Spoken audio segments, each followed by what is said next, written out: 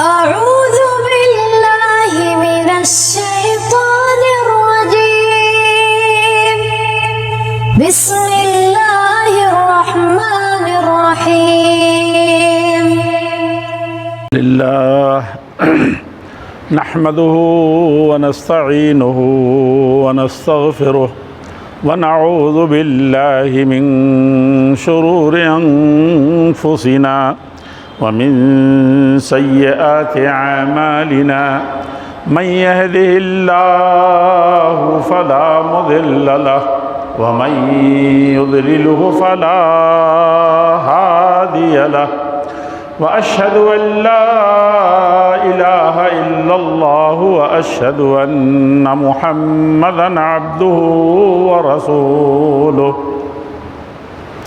أما بعد فإن خير الحديث كتاب الله وخير الهدي هدي محمد صلى الله عليه وسلم وشر الأمور محدثاتها وكل محدثة بدعة وكل بدعة ضلالة وكل ضلالة في النار. أعوذ بالله من الشيطان الرجيم. بسم الله الرحمن الرحيم. يا أيها الذين آمنوا اتقوا الله حق تقاته ولا تموتن إلا وأنتم مسلمون. يا أيها الناس اتقوا ربكم الذي خلقكم من نفس واحدة وخلق منها زوجها وبث منهما رجالا كثيرا ونساء واتقوا الله الذي تساءلون به والأرحام إن الله كان عليكم رقيبا. يا أيها الذين آمنوا اتقوا الله وقولوا قولا سديدا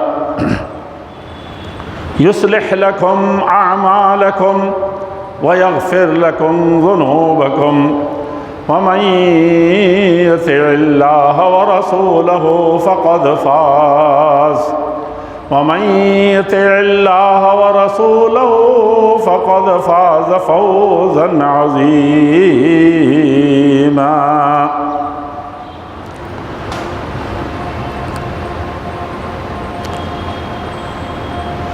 بہت ہی معزز باسعادت خوش نصیب دینی اور ملی بزرگوں، بہت ہی پیارے بھائیوں اور عزیزوں، قوم اور ملت کی ماں اور بہنوں، انسان کی دنیاوی زندگی میں بھی اور برزخی زندگی میں بھی اور اخروی زندگی میں بھی جو ایام، جو دن، شب و روز گزرتے ہیں، اس میں سب سے اہم دن بھی آتے ہیں، خوشی کی اوقات سے بھی ملاقات ہوتی ہے اور کٹھنائیوں اور سختیوں سے بھی دوچار ہونا پڑتا ہے۔ انسان کی زندگی کا یہ خاصہ و لازمہ ہے۔ کبھی کبھی ایسا ہوتا ہے کہ جس طریقے سے زمین کے سب سے بدبخت اور کم نصیب و کم بخت لوگ اپنے گناہوں کے پاداش میں عذاب اور اللہ کی سزا سے دوچار ہوتے ہیں، اللہ کے بہت نیک بندے بھی، بلکہ سب سے نیک بندے بھی سب سے زیادہ آزمائشوں کا، ابتلا کا، امتحان کا شکار ہوتے ہیں۔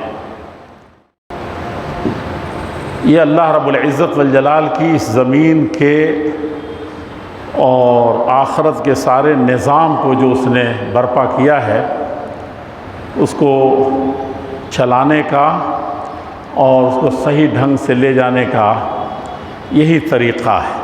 گویا سنت اللہ فی الارض ہے، اور انسان کے بھی قسمت اور فطرت میں یہ بات رکھی گئی ہے۔ لیکن یہ بات یاد رکھنی چاہیے کہ انسان کی زندگی میں سب سے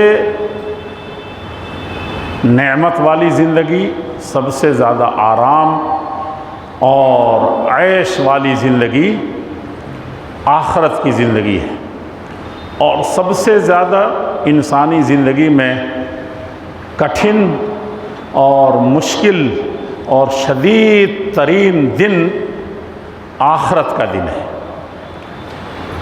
ان زلزلۃ الساعۃ شیء عظیم، تم کیا جانتے ہو یہ زلزلہ جو آئے گا تو یہ نہیں کہ جاپان کی 10 منزلہ منزلیں کہاں زمین میں چلی گئیں اور اس پر تم افسوس کر رہے ہو یا تعجب کر رہے ہو کہ یہ ہوا کیسے،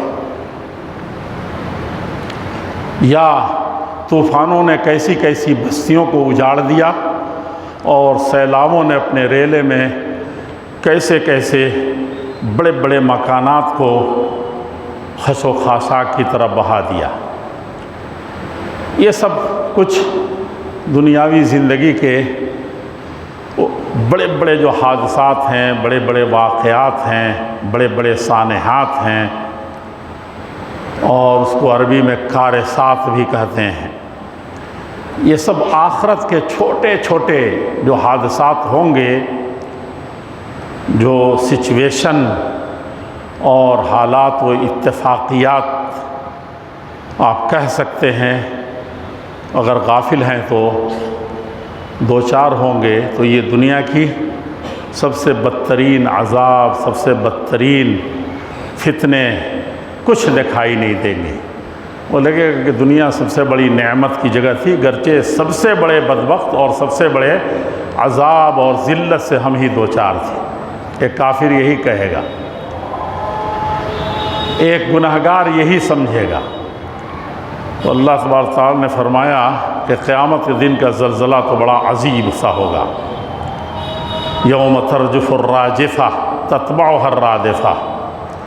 اللہ جل شان فرمایا کہ یوم یفر المرء من اخیہ، سگے بھائی سے انسان ایسے بھاگے گا کہ کوئی شیر سے کیا ڈرتا ہو، اور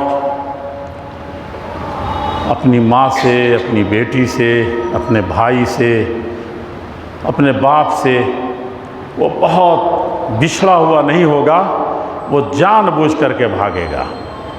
ایسا سخت دن ہوگا۔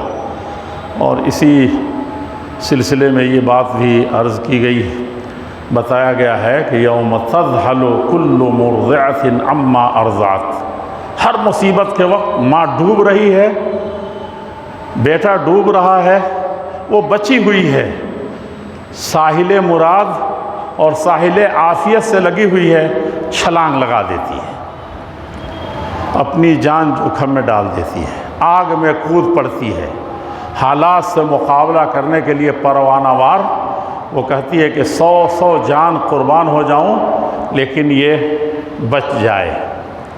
اس دن وہ ماں بھی انسان کی طرف دیکھنا، اپنے بیٹے کی طرف گوارا نہیں کرے گی، غافل ہو جائے گی، خصوصاً شیرخوار بچے کو بھی وہ بھلا دے گی۔ یہ دن ہے، اس دن ہوگا کیا؟ حالات بہت سنگین ہوں گے، اور نفسی نفسی کا عالم ہوگا۔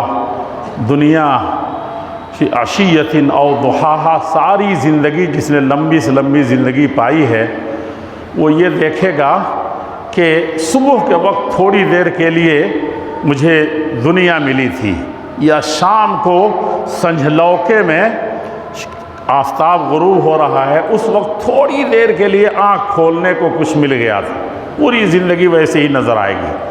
اصل دن یہ سامنے ہوگا جو بہت کٹھن ہوگا، بہت کٹھن ہوگا۔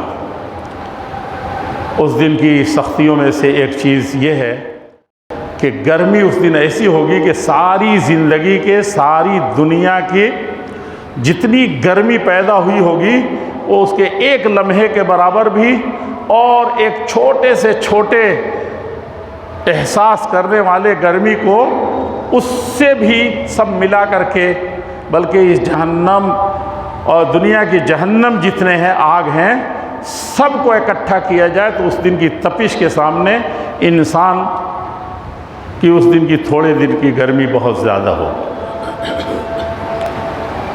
آئیے ایک حدیث کی روشنی میں سمجھتے ہیں۔ اللہ کے پیارے رسول صلی اللہ علیہ وسلم نے فرمایا تھا، سبعۃ یظلھم اللہ فی ظلہ، اس سخت گھڑی میں اللہ جل شانہ 7 طرح کے لوگوں کو اس وقت سایہ فراہم کریں گے جب کوئی سایہ نہیں ہوگا اللہ کے سائے کے علاوہ، اس ایک سائے کے علاوہ کوئی سایہ نہیں، زمین بالکل چٹیل، انگلی بھی چھپانا چاہیں سائے میں تو نہیں ملے گی۔ تپش اور گرمی اور سورج جو قریب آ چکا ہوگا اور اپنی تمام توانائیوں کے ساتھ ہوگا، ہر طرح کی حرارتوں کے ساتھ ہوگا اور انتہائی گرم ہوگا، ایسے وقت میں انسان بلک رہا ہوگا، کوئی کسی کا پرسان حال نہیں ہوگا۔ حالت تو یہ ہے کہ اللہ کے پیارے رسول صلی اللہ علیہ وسلم نے فرمایا کہ اس دن قبر سے جو لوگ نکلیں گے اور بھاگ رہے ہوں گے تو سب ننگے ہوں گے، سب ننگے ہوں گے، مادرزاد ننگے۔ اللہ کے پیارے رسول صلی اللہ علیہ وسلم کی بیوی حضرت عائشہ صدیقہ رضی اللہ عنہ فرماتی ہیں، ان کو تو گویا کہ ہوش ہی نہیں رہا کہ کیا ایسا ہو سکتا ہے کہ انسان ننگا ہو اور سب محشر کی طرف بھاگ رہے ہیں، اولین و آخرین، اپنے بیٹے، اپنے باپ، اپنے عزیز و رشتہ دار، ساری دنیا کے جن کے سامنے ہم پردے میں نکلنا گوارا نہیں کرتی، ان کے سامنے انسان، مرد بھی عورت بھی، سب ننگے۔ بڑے تعجب سے فرمایا تھا کہ کیا اس دن شرم و حیا ختم ہو جائے گی؟ تو یہ تو ایمان کی بڑی بنیادی چیز ہے شرم و حیا۔ یہ حجاب جو ہے ایسے ہی نہیں ہے جو ہمارے نظروں پر حجاب پڑا ہوا ہے، پردہ پڑا ہوا ہے، ایسا ویسا مسئلہ نہیں ہے۔ کہا کہ یہ کیا ہو جائے گا؟ اللہ کے رسول، اس گھرانے میں اتنا بڑا تعجب ہوا، گویا کہ سانپ سونگھ گیا، اور سوال کیا تو کہا کہ عائشہ تم کو کیا پتہ ہے کہ اس دن، جس دن یہ معاملہ پیش آئے گا، لوگ اٹھائے جائیں گے، کسی کو اپنے بارے میں خبر نہیں ہوگی، دوسروں کے بارے میں دیکھنا تو دور کی بات ہے کہ کون کس حال میں، ایسی ہولناکی ہوگی، ایسی خطرناکی ہوگی، ایسا کچھ انسان کا اس وقت حال ہوگا کہ پتہ بھی نہیں ہوگا کہ کیا ہوگا۔ تو اس دن اللہ کے پیارے رسول صلی اللہ علیہ وسلم فرماتے ہیں کہ 7 طرح کے لوگوں کو اللہ تعالیٰ خصوصی امان عطا فرمائے، کس میں؟ سائے میں جگہ دے گا۔ ایک تو فرمایا آپ نے الامام العادل، انصافور بادشاہ۔ حافظ ابن حجر وغیرہ رحمۃ اللہ علیہ نے لکھا ہے کہ یہاں بادشاہ سے مراد صرف وہ انصافور بادشاہ نہیں ہے جس کو امامت کبریٰ حاصل ہے، امامت عظمیٰ لکھا ہے غالباً انہوں۔ امامت عظمیٰ والا صرف مراد نہیں ہے یہاں، وہ تو مراد ہے ہی، اس کے اچھے رہنے سے سارا ملک اچھا رہتا ہے، ساری دنیا سدھر جاتی ہے۔ بلکہ یہاں پر جو جہاں کہیں بھی ہو، اپنے گھر میں ہو یا سفر میں ہو، 2 آدمیوں کے ساتھ، 10 آدمیوں کے ساتھ، کسی کمپنی میں ہو، کسی مسجد و مدرسے میں ہو، وہاں اس کا انصاف جاگتا ہو۔ تو اللہ کے پیارے رسول صلی اللہ علیہ وسلم الامام العادل، اس خصوصی سائے میں جبکہ بہت بڑے بڑے لوگوں کی، بڑے نیکوکاروں کی حالت خراب ہوگی، جو انصافور انسان ہوگا یا بادشاہ ہوگا اس کو سایہ مل جائے گا کٹھن وقت میں۔ اور ایک اور آدمی ہے، کہہ لیتے ہیں ہم 7 لوگوں کو، وَشَابٌ نَشَأَ فِي عِبَادَةِ اللَّهِ، ایسا جوان، وَشَابٌ ایسا جوان، نَشَأَ فِي عِبَادَةِ اللَّهِ، جو پروان ہی چڑھا ہو اللہ کی عبادت میں، اللہ کے دین کی فرما برداری میں، کتاب و سنت کے تعلیمات کی روشنی میں اس نے اپنی زندگی پروان چڑھائی، اسی میں پلا بڑھا۔ جوانی کی امنگیں اس کو ادھر ادھر نہ لے گئی ہیں، وہ دین اور ایمان اور تقوی اور اسلام اور انسانیت کے سچے معیار پر پورا اترنے کی کوشش کرتا ہوا بڑھاپے میں داخل ہو رہا ہے، بچپنے سے جوانی میں داخل ہو رہا ہے۔ وَشَابٌ نَشَأَ فِي عِبَادَةِ اللَّهِ، آپ نے فرمایا کہ وَرَجُلَانِ تَحَابَّا فِي اللَّهِ اجْتَمَعَ عَلَيْهِ وَتَفَرَّقَا عَلَيْهِ، مختلف روایتوں میں تھوڑی ترتیب آگے پیچھے ہے۔ اور رجلان، 2 ایسے انسان جنہوں نے آپس میں بہت زوردار محبت کی ہوگی، رجلان تحابا، ٹوٹ کر کے چاہا ہوگا، ایک دوسرے کے کام آتے ہوں گے اور ان کے محبت میں جیتے ہوں گے۔ 2 ایسے جوان، 2 ایسے انسان، تو تحابا، لیکن کس طرح سے؟ دنیا کے لیے نہیں، تحابا فی اللہ، اللہ جل شانہ کو خوش کرنے کے لیے، نیکی کے کاموں میں دوستی ہے یہ، اور برائی کے کاموں سے دور رہنے میں، سوسائٹی کو بچانے میں، اپنے آپ کو بچانے میں، ایک دوسرے کے ساتھ دینے میں۔ ہزاروں واقعات ہیں، قرآن کریم میں بھی بہت سے لوگوں کے واقعات ذکر ہے، 2 محبت کرنے والوں کا۔ اور کیا ہے؟ آپ نے فرمایا کہ اور ایک اور معاملہ ہے، وَإِمْرَأَةٌ شَابٌ نَشَأَ فِي عِبَادَةِ اللَّهِ، اور وَإِمْرَأَةٌ ذَاتُ مَنْصِبٍ وَجَمَالٍ، منصب بھی والی عورت ہے، بہت پرسنالٹی والی، اور جمال خوبصورتی میں بھی یکتا ہے۔ ایسی خاتون، ایسی عورت، ذات ہو، امرأۃ ذات منصب و جمال، ایسی عورت نے اس کو دعوت دی، اس کو بلایا، اس کو پھسلایا، اس کو بہکایا اور اس کو ورغلایا، تو اس نے کیا جواب دیا؟ تمام موقع مہیا ہونے کے باوجود اس جوان نے، اس انسان نے کہا کہ انی اخاف اللہ، حالات بہت سازگار ہیں اور تم نے دعوت دی ہے، میری طرف سے نہیں ہے، تو کیا کرنا ہے؟ انی اخاف اللہ، کوئی نہیں جانتا، کوئی نہیں دیکھتا دنیا، لیکن میں اللہ سے ڈرتا ہوں، میں ایسے غلط کام کے لیے میں کبھی بھی مائل نہیں ہو سکتا۔ اور کیا ہے؟ فرمایا وَرَجُلٌ تَصَدَّقَ بِصَدَقَةٍ فَأَخْفَاهَا حَتَّى لَا تَعْلَمُ شِمَالُهُ مَا يُنْفِقُ يَمِينُهُ، اور فرمایا کہ ایک ایسا آدمی بھی اس دن سائے میں ہوگا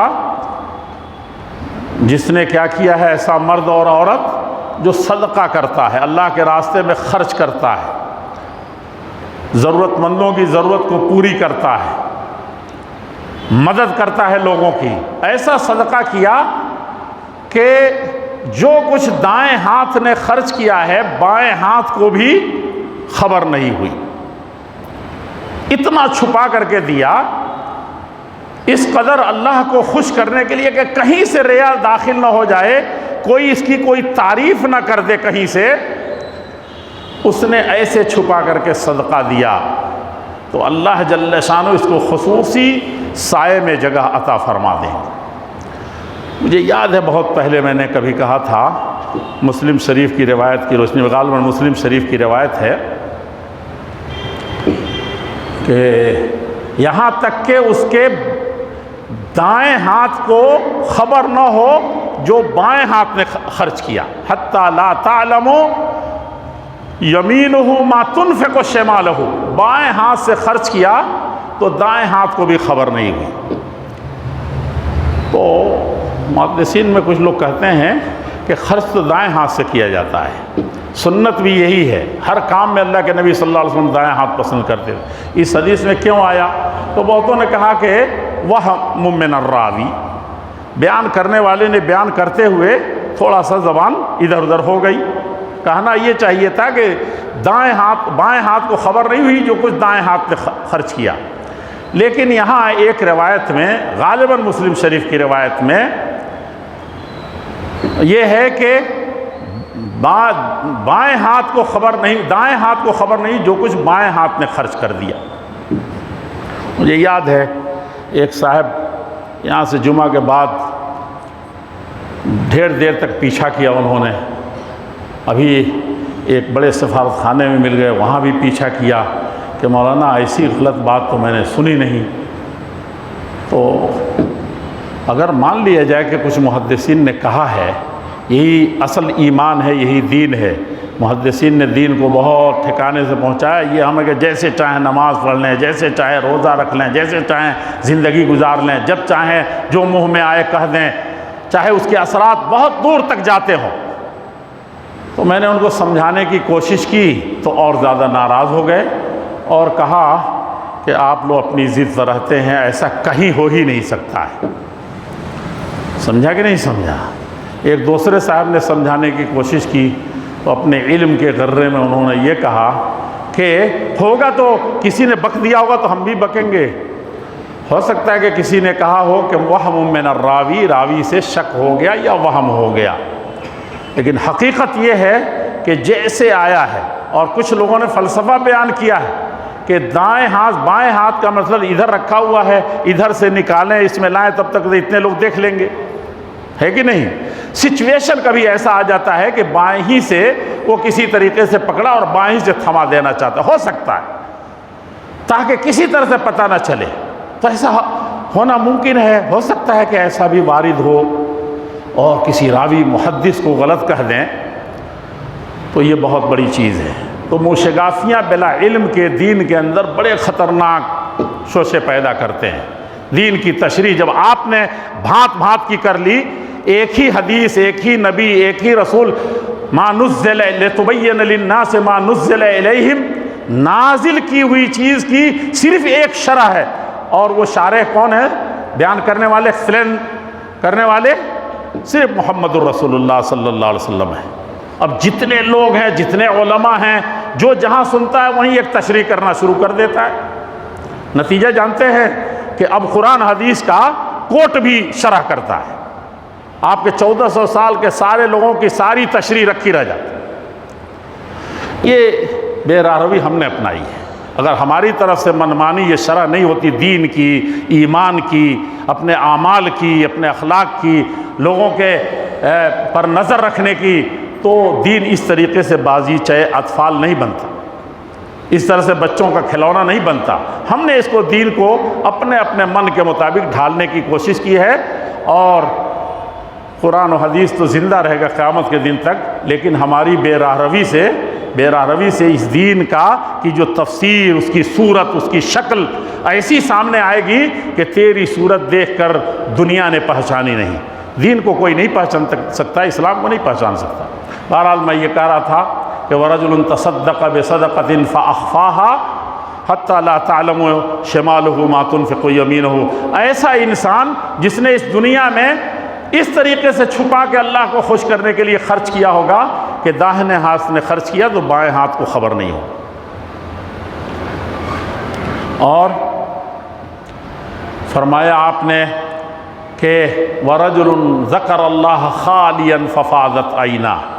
ایک ایسا انسان جو اللہ جل شانہ کو اکیلے میں کوئی نہیں دیکھ رہا ہے، کوئی نہیں جانتا، لیکن اللہ جل شانہ کی محبت میں، اللہ جل شانہ کے خوف سے اپنے گناہوں کو یاد کر کے، اللہ کی رحمتوں اور اس کی نعمتوں کو یاد کر کے وہ اللہ جل شانہ کو یاد کرتا ہے کہ کتنی نعمتیں ہیں اللہ جل شانہ، کتنے تیرے احسانات ہیں، اور تیرا عذاب کتنا سخت ہے، لیکن پھر بھی تو ہم پر رحم فرماتا ہے۔ اللہ سے اکیلے میں ڈرا، یہاں تک کہ اس کی آنکھوں سے آنسو جاری ہو گئے۔ تو اللہ کے پیارے رسول صلی اللہ علیہ وسلم فرماتے ہیں کہ ایسا انسان قیامت کے دن اللہ جل شانہ کے خصوصی سائے میں ہو۔ یہ 7 طرح کے لوگ اللہ جل شانہ کے خصوصی سائے میں قیامت کے دن ہوں گے۔ ایک اور جہاں آپ بیٹھے ہیں، میں نے کہا کہ اسے بعد میں کہیں، وَرَجُلٌ قَلْبُهُ مُعَلَّقٌ بِالْمَسَاجِدِ، وہ لوگ جن کے دل مسجدوں سے لگے ہوتے ہیں، مسجدوں میں لٹکے ہوئے ہوتے ہیں، مسجد ہی میں ان کا سب کچھ ہے، نماز پڑھ لی، دوسری نماز کی فکر، مسجد بنا دی، دوسری مسجد بنانے کی فکر، مسجد کی صفائی کر دی، دوسرے وقت کی آذان دے دی، دوسرے آذان کی فکر، امامت کر دی، دوسرے نماز کی فکر لگی ہوئی ہے، یا جو اصلی اوقات ہیں خالی اوقات میں آ کر کے یہاں رکتے ہیں، یہاں ان کا دل لگتا ہے۔ مسجدوں کے ماحول سے بہت سی توجیہ لوگوں نے کی ہے کہ تجارت میں ہے تو ہر وقت مسجد میں تو نہیں رہے گا، لیکن اس کو نماز کی فکر لگی ہوئی ہے تجارت میں بیٹھا۔ لا تلہم تجارت ولا بیع عن ذکر اللہ، اللہ کی یاد سے اور اللہ کی محبت سے کبھی بھی یہ بڑا سے بڑا بزنس بھی، بڑی سے بڑی تجارت بھی، اور کوئی بھی چیز دنیا میں لہو و لعب کی، کھیل تماشے کی، سیاست کی، کوئی بھی چیز ان کو غافل نہیں کرتی اللہ کے یاد سے۔ مسجدوں کے آباد کرنے والے، مسجدوں کی طرف اپنے آپ کو رکھنے والے، مسجدوں والی زندگی گزارنے والے، سلف کی زندگی کے بارے میں تو کہتا ہوں ابو جہل اور ابو لہب و امیہ بن خلف بھی بڑا شاندار پارلیمنٹ بنا ہوا تھا دار الندوہ، اس کی تاریخ پڑھیے تو پتہ چلے گا، لیکن وہ خانہ کعبہ کے نشیبی علاقے میں یہاں آ کر کے بیٹھتے تھے۔ فاضل اوقات جتنے ان کے ہوتے تھے، بلکہ وقت نکال کر کے خانہ کعبہ کے دیواروں سے، خانہ کعبہ کے اگل بغل طواف کرتے تھے، تھک جاتے تھے، بیٹھتے تھے، سستاتے تھے، یہاں ان کی زندگی گزرتی تھی۔ ایسے ہی ان کو مکہ مدینہ نہیں ملا تھا، ایسے ہی اس گھر کی وہ نہیں ملی تھی، وہاں کا انسان بد بھی، ایک برا انسان بھی، ابو جہل کی مثال آپ سن رہے ہیں، یہ بھی آپ دیکھیں گے، صرف یہ سیرت میں پڑھنے کے لیے نہیں کہ اللہ کے رسول صلی اللہ علیہ وسلم طواف کے لیے گئے، سجدے میں تھے تو ابو جہل نے لا کے اجڑی ڈال دی، یہ رہتے تھے وہیں جمے رہتے تھے، اس گھر کی حفاظت کی فکر تھی ان کو، اس کا یہ تھا۔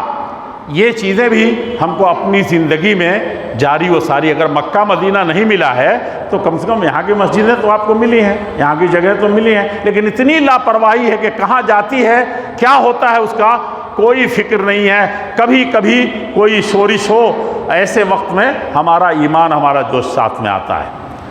الامام العادل، میں امام عادل سے متعلق کچھ باتیں عرض کرنا چاہتا ہوں۔ الامام العادل، جانتے ہیں امام العادل؟ امام عادل کے بارے میں وہ ہے جو اللہ کے قانون کو، اللہ جل شانہ نے جو کچھ حکم دیا ہے اس کو ویسے ہی نافذ کرتا ہے بندوں کے حق میں، انصاف کے تقاضے کو پورا کرتا ہے پورے طور پر، کبھی بھی اس سے غافل نہیں ہوتا، اور اس میں سب سے بنیادی چیز یہ ہے کہ اس کے اندر ہوا و ہوس نہ ہو۔ اللہ جل شانہ نے جہاں حکم دیا یا ایھا الذین آمنوا کونوا قوامین بالقسط شہداء للہ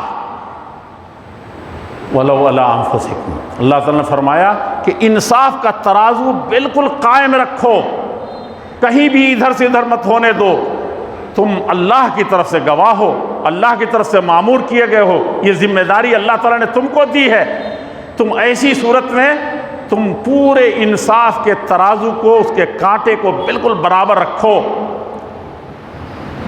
اللہ کی طرف سے گواہی، وَلَوْ عَلَىٰ أَنفُسِكُمْ، تمہارے نفس کے خلاف بھی ہو فیصلہ، تمہارے اپنے خلاف فیصلہ جا رہا ہو تو تم اس پر بھی قائم دائم رہو۔ کہتے ہیں کہ حضرت علی رضی اللہ تعالیٰ عنہ ایک موقع سے کسی عام آدمی سے کوئی معاملہ پیش آ گیا، قاضی کے پاس مسئلہ چلا گیا، قاضی نے کیا کیا، بلایا دونوں کو. حاکم وقت ہیں اقضاہم علی، ایسے ہی اقضاہم علی سب سے ججوں کا سب سے بڑا جج، رئیس المجلس الاعلیٰ للقضاء بھی، اور دوسرا کیا ہے وہ چیف جسٹس سے بھی بڑا ایسا انسان. حاکم اس معنی میں خطاب جو اللہ کے نبی صلی اللہ علیہ وسلم نے سند دیا تھا اس حیثیت سے، اور حاکم وقت ہیں حضرت علی رضی اللہ تعالیٰ عنہ جیسا انسان. تو ایسے ہی نہیں ملتا ہے کسی کو سرٹیفکیٹ، ذرا آگے غور کیجئے. تو دونوں کو حاضر کیا گیا، خلیفہ وقت کو بھی اور اس آدمی کو بھی. لیکن جب ڈگ میں آنا ہوا سامنے، جب حاضری پکارا گیا تو جج نے کیسے پکارا آپ کو؟ کہا کہ ابو الحسن کہاں ہے؟ اس کا نام لے کے پکارا ان کو، کہا ابو الحسن کہاں ہے؟ تو ابو الحسن پکارنے پر آپ نے فرمایا کہ کیا برا انصاف ہو رہا ہے اس کورٹ میں، میری حکومت میں میرے سامنے پہلے ہی ناانصافی ہو گئی. ججمنٹ لکھنے سے پہلے، گواہوں کو گزارنے سے پہلے، دونوں مدعی اور مدعا کو ڈگ میں کھڑا کرنے سے پہلے ہی ناانصافی شروع ہو گئی. اچھے کیس کے جو اگلے کارروائی کے معاملے ہیں اس کے لچھن اچھے نہیں دکھائی دیتے. کہا کہ بئس ما قضیت، ابھی فیصلہ نہیں ہوا ہے. کہا کہ تم نے پہلے ہی اس ججمنٹ کو خراب کر دیا ہے. قاضی صاحب ہکا بکا ہیں کہ یہ کیا مسئلہ ہو گیا. ان کو عام طور پر ابو الحسن ہی لوگ پکارتے تھے، سمجھا کہ نہیں؟ تو کہا کہ اس شخص کو نام لے کے پکارا، آپ مجھے میرے بیٹے کے نام کے ساتھ رکھے، حسن کے ابا، حسن کے باپ آئیے، آپ بھی کھڑے ہوئیے سامنے. کہا کہ یہ کیوں کہا؟ عربوں کے اصل میں بیٹے کے نام کے ساتھ پکارنا یہ بہت اچھا مانا جاتا ہے، بڑی پیاری سی چیز ہے. اگر کوئی اپنے نام کے ساتھ ابا کا نام لکھتا ہے، ادعوہم لآبائہم. آپ چھوٹی چھوٹی چیزیں مت سمجھیے، قرآن کا آرڈر ہے، یہ حکم ہے. اور آپ تو تنابذ بالالقاب کے طور پر لوگوں کے نام ہی بگاڑ کر کے پیش کرتے ہیں. کہیں بھی یہ اونٹ صحیح کروٹ نہیں بیٹھتا، اسی لیے ہماری یہ حالت ہے. اب ایک آدمی اپنے باپ کے نام کے ساتھ اپنا، اللہ تعالیٰ نے فرمایا کہ باپوں کے نام کے ساتھ پکارا کرو، ان کا نام ان کے باپ کے نام کے ساتھ لیا کرو. آپ لوگ نہیں لیتے، مت لیں، نہیں لکھتے، لیکن اگر کوئی لکھتا ہے، کوئی کہتا ہے تو اس کو اسی کے ساتھ پکارنا چاہیے. یہ بھی بہت بڑی چیز ہے. حضرت علی رضی اللہ تعالیٰ عنہ نے اس کو بہت سختی سے لیا اور کہا کہ یہ معاملہ درست نہیں رہا، کہ ایک آدمی کو بلایا دونوں کو، لیکن ایک کا نام تھوڑا احترام سے لیا اور دوسرے کا سمپل جو نام ہے ویسے پکار لیا. یہ حالانکہ نہ آگے حاکم وقت، سلطان جہاں ہے کہ نہیں، اور آہل المملکہ یا آہل البلد، کوئی بھی چیز نہیں کہی تھی. بڑے بڑے القاب جو ہوتے ہیں اسٹیٹ والوں کے اور وزرائے اعظم کے، بادشاہوں کے، کوئی ایک لفظ بھی جناب بھی نہیں کہا تھا. یہ چیز تھی. خود اللہ کے رسول صلی اللہ علیہ وسلم کو ایک آدمی آیا اور کہا کہ اللہ کے رسول صلی اللہ علیہ وسلم آپ نے فلاں وقت مجھے مارا تھا. کہا کہاں مارا تھا بھائی؟ کہا کہ پیٹھ میں مارا تھا. کہا کہ ٹھیک ہے، پیٹھ میں لے لو بدلہ، ہم کو تو مارنا اور نہ کچھ یاد تو ہے نہیں. تو لے لیا اس نے. تو کہا کہ نہیں، آپ نے جب مارا تھا تو میرے پیٹھ پر چادر ادھر نہیں تھی، کوئی کرتا ورتا نہیں پہنا تھا. آپ تو چادر اوڑے ہوئے ہیں، چادر ہی اوڑھتے ہی تھے، کرتا ورتا کہاں ملتا تھا جلدی. تو کہا کہ اچھا، تو آپ کی پیٹھ جب خالی ہوگی تو صحیح بدلہ، انصاف صحیح طریقے سے ملے گا. جیسے آپ نے چادر ہٹائی، اس نے آپ کے مہر نبوت کو بوسہ لیا. یہ اس سے بھی پتہ چلتا ہے. کہا کہ ہاں ٹھیک ہے، جو پوزیشن تھی ویسے ہی ہونی چاہیے. اور تاریخ اسلام میں بڑے بڑے واقعات ہیں، بڑے بڑے انصاف کے. اور اس کے بعد بھی جانتے ہیں اللہ کے نبی صلی اللہ علیہ وسلم نے ایک موقع سے فرمایا تھا، مدعی اور مدعا علیہ کو دونوں میں فیصلہ کرنے کے بعد فرمایا بڑے غور سے آپ سنتے تھے، بہت اچھی طرح سے گواہیوں کو گزارتے تھے. ساری چیزیں جو قرآن میں ہیں شہداء للہ کی یا عدل و انصاف کی، اعدلوا اقرب للتقوی کی، ان ساری آیات آپ پر نازل ہوئی تھی. جبریل امین نے لا کر کے دیا تھا، اللہ تعالیٰ نے سمجھایا تھا، اور اللہ تعالیٰ نے کہا تھا کہ ایسے یہ نمازیں جو پڑھتے ہیں جبریل امین نے بار بار آپ کو بتایا، لیکن کہا کہ نہیں، میں پڑھ کے دکھاؤں گا، اللہ تعالیٰ نے جیسے بتایا ویسے پڑھیے. اللہ کے نبی صلی اللہ علیہ وسلم کو ضرورت تھی کیا ان سب چیزوں کی؟ تو وہ سب چیزیں بھی اللہ کے نبی صلی اللہ علیہ وسلم نے فیصلہ سب کو گزارنے کے بعد جانتے کیا فیصلہ سنایا؟ جب فیصلہ سنا دیا ایک آدمی کے حق میں اور دوسرے کو تو کہا کہ بھائی فیصلہ ہو گیا، لیکن میں عدل کے کسی حصے میں کہیں سے کوئی خلش نہ رہ جائے، میں ایک بات عرض کرنا چاہتا ہوں، رک جاؤ ذرا۔ فیصلہ سنا دیا، یہ صاحب مست ہیں کہ ہماری ڈگری ہو گئی اور یہ صاحب چلے جا رہے۔ وہاں سنا اللہ کے رسول صلی اللہ علیہ وسلم نے فرمایا کہ انکم تختصمون الی وانما علی بشر فمن قضیت له من ولعل بعضکم الحن بحجته ببعض فمن قضیت له من حق اخیہ شیئا فانما اخطأ له قطعۃ من النار او کما قال۔ کہا کہ دیکھو تم لوگ ہمارے پاس لڑنے آتے ہو، مقدمہ لے کر کے آتے ہو، اور میں ایک انسان آدمی ہوں، بشر ہوں، انسان ہوں، اور تم میں سے مدعی یا مدعا بڑا چرب زبان ہوتا ہے، اپنی باتوں کو سلیقے سے کہہ کے دل میں اتار دیتا ہے، اس کے وکیل اتنے تگڑے ہوتے ہیں کہ بالکل جج کو بھی قائل کر لیتے ہیں، اور اس کے گواہوں کا تو مت پوچھو کہ دیکھا کچھ نہیں ہے لیکن وہ آسمان زمین کی قلابیں ملاتا ہے، جج صاحب کا دماغ ایسے ہی ادھر گھما دیتا۔ اور دوسرا بیچارہ اتنا سیدھا سادہ ہے کہ اپنے ڈاکومنٹس بھی صحیح طریقے سے پیش نہیں کر پایا۔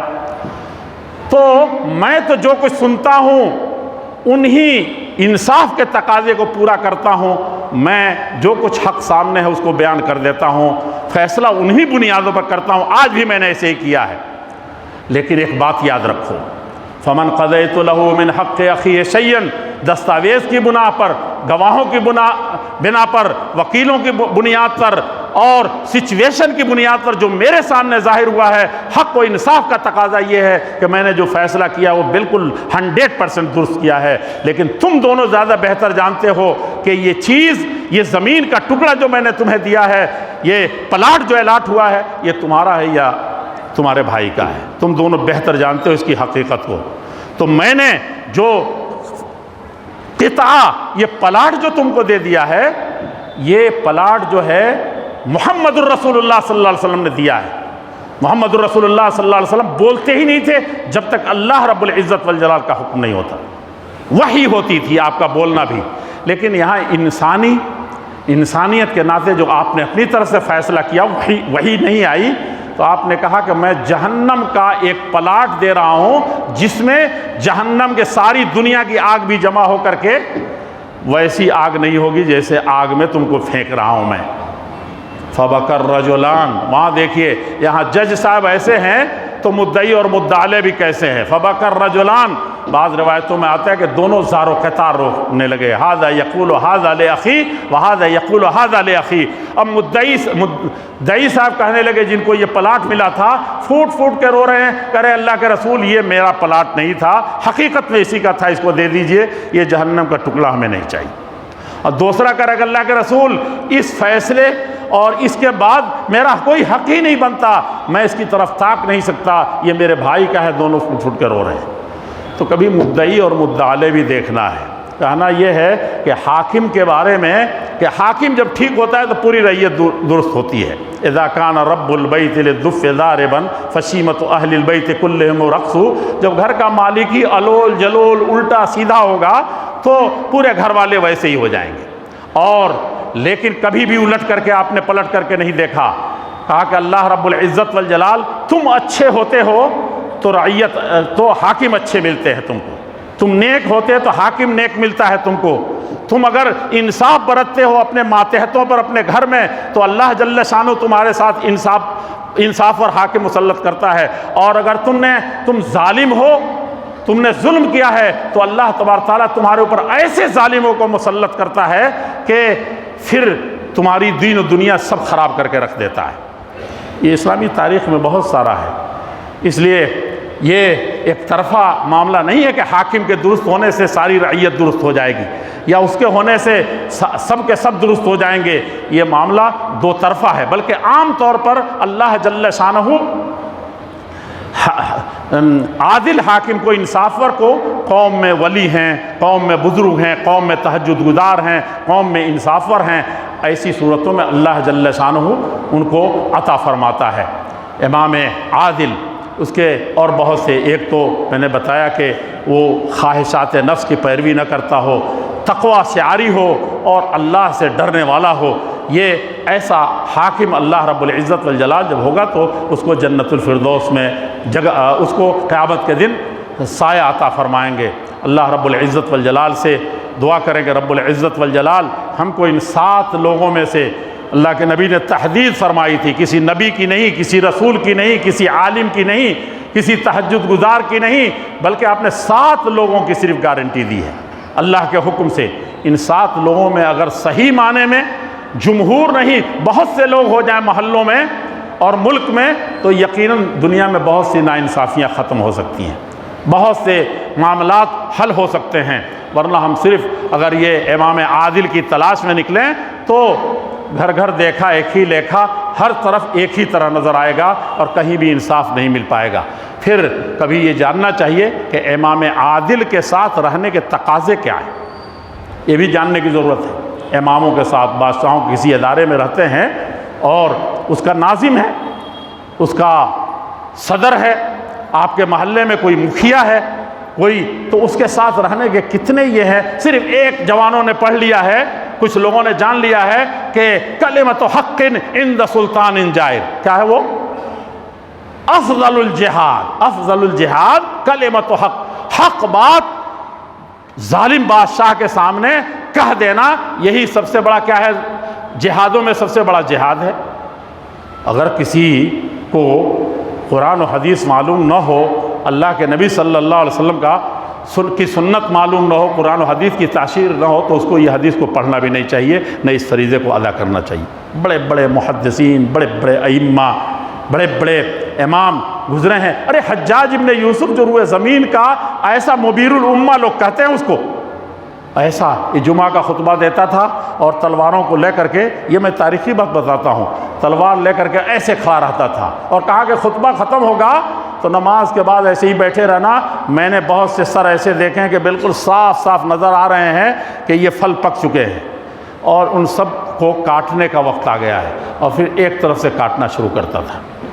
ایک حضرت سعید ابن جبیر کا واقعہ بیان کرتے ہیں، اس کو پڑھیے آپ، سمجھ میں آ جائے گی سنت، سمجھ میں آ جائے گا کیسے جیا جاتا ہے، کیسے رہا جاتا ہے، اور اللہ جل شانہ نے کس طریقے سے آدم علیہ السلام، موسیٰ علیہ السلام کو کہا فَقُولَا لَهُ قَوْلًا لَيِّنًا۔ روح زمین کا سب سے بدبخت جو حاکم ہو سکتا ہے اور جو سب سے زیادہ بدبختی سے پیش آیا ہو اور پہلے پچھلوں اور اگلوں اور موجودین کو جس طریقے سے ستایا ہو، فرعون سے زیادہ بدترین کوئی نہیں، لیکن وہاں بھی حکمت سے حضرت موسیٰ علیہ السلام نے اللہ کے حکم سے معاملہ نکالا تھا۔ اور کہیں ہے ڈٹنے کا جہاں مسئلہ ہے تو اس کے بھی الفاظ ہیں کہ آپ الفاظ کہاں سے کہیں گے۔ بخاری شریف کی روایت عبداللہ ابن عمر رضی اللہ عنہ کا، جو امت کے سب سے بڑے ولی تھے، اپنے زمانے کے سب سے بڑے صحابی تھے، یہ واقعات پڑھیے۔ اللہ رب العزت والجلال ہمیں دین کو سمجھنے کی، اپنے دین و دنیا کو برتنے کی کتاب و سنت کے مطابق توفیق عطا فرمائے۔